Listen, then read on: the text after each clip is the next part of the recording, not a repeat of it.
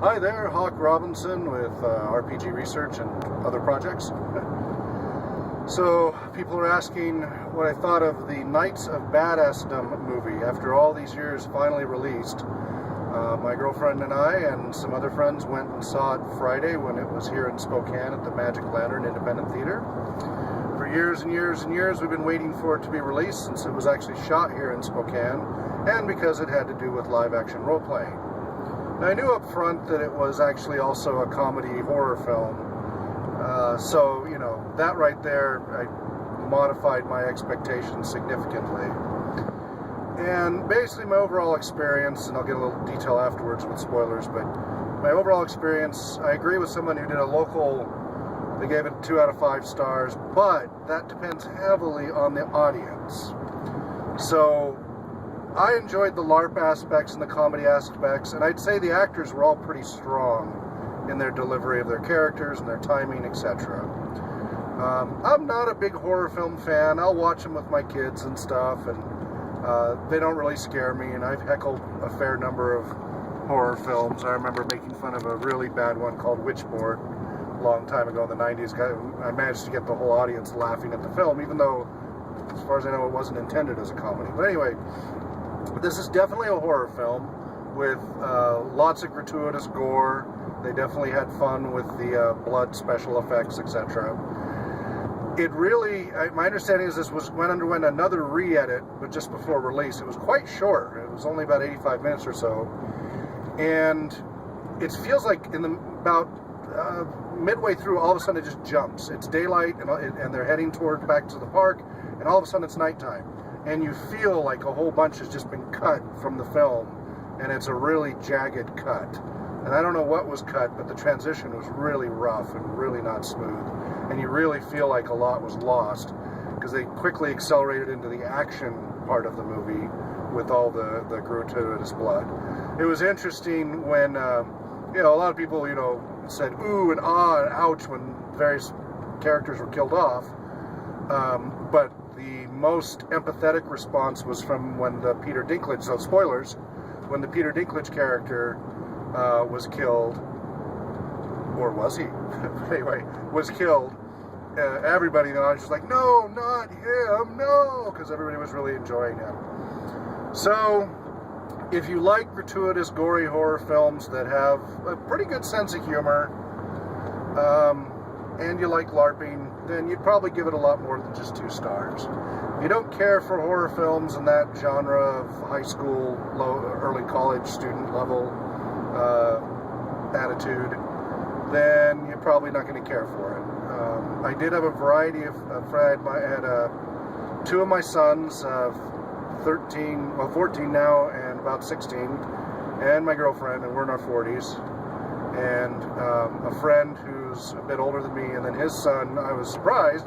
He brought him. He's only about 11 or 12. I think he's 11. So we had a good variety of demographics there, and the theater was packed. A lot of the people there were extras in the film, so that was definitely a factor for their enjoyment of the film and seeing themselves, and it was fun to intermingle with them.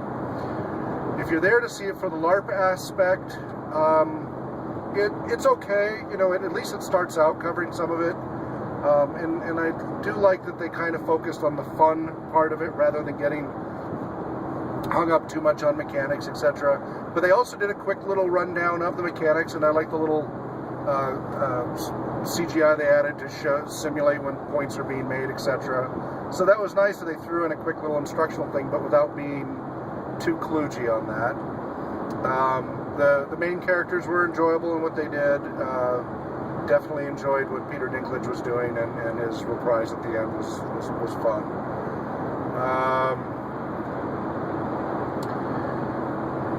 All that being said, I am disappointed in that why did they have to choose demons and magic summoning with role-playing gaming after everything that's happened in the 80s and 90s here in the United States? I'm fairly sure that there's some organizations that are going to have a heyday with showing these clips as proof as to the evils and all the devil worshipping they knew was going on because of role-playing gaming. It's just in the back of my head. I know it shouldn't matter, but as I've talked about in my other videos, I've run into a number of very devout Christians who really truly believe what they've been told, that role-playing gaming is a gateway for the devil and demons and for doing evil and all of this.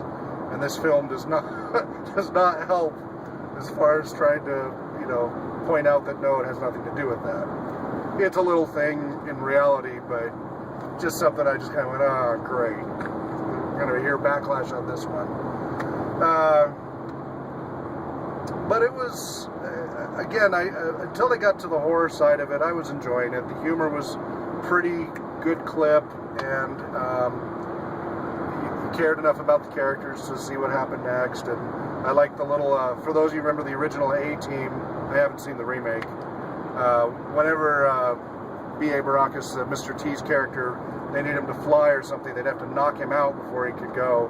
They did a little something like that to one of the characters here to get him to go LARP, because he didn't want to do it because he thought it was dorky, and so they basically knocked him out and dressed him up in armor and got him ready, and then convinced him, you know, hijacked him to the LARP facility. Anyway, so if you like sophomoric humor, you know, high school, scatological, dude, where's my car type humor, then you'll enjoy the humor in there. There's also just fun LARP stuff and just fun humor in general, but it is pretty heavy on the more juvenile humor. So if you're the demographic who likes horror films and is younger, probably male, you'll probably enjoy the film more. Somebody in my demographic, clearly it was not targeted for. I really wanted to like it more than I did. Production quality was fine, and I can't say I'm disappointed. I didn't expect too much from it, thankfully. And, well, at least it finally got released. They're supposed to have the download version available like the second week of February, and I hope they offer an uncut, you know, because as I said, it was really rough in the middle. I hope they can put a little more back together, because it really did feel rushed to the killing part. But anyway, so that's it. A little bit for you there if you wanted to know. And sorry it's not a very formal review here, but I'm really slammed on time. Took 5 psych classes and TR classes this quarter, so not a whole lot of time to work on the other projects. If you have any questions you'd like me to answer, since a lot of people won't be able to see this until it's available for download, let me know and I'll gladly answer the questions, and spoilers are fine too. So thank you for your interest and emailing me that you wanted to know more about it, and I hope you found it useful, although an informal review. Be well.